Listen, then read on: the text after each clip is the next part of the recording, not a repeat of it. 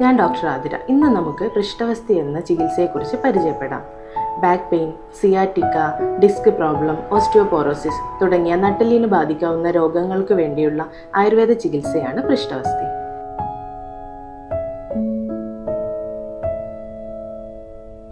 പൃഷ്ഠവസ്തി ചെയ്യുമ്പോൾ രോഗിയുടെ പുറംഭാഗത്ത് മാവ് കൊണ്ടൊരു തടം കെട്ടി അതിനുള്ളിൽ ഇളം ചൂടോടെ തൈലം നിലനിർത്തുന്നു. തൈലത്തിന്റെ ചൂട് കുറയുമ്പോൾ അതിനെ എടുത്ത് വീണ്ടും ചൂടാക്കി തിരിച്ചൊഴിക്കുന്നു. അങ്ങനെ പ്രൊസീജിയർ തീരും വരെ ടെമ്പറേച്ചർ മെയിൻറ്റെയിൻ ചെയ്യുന്നു.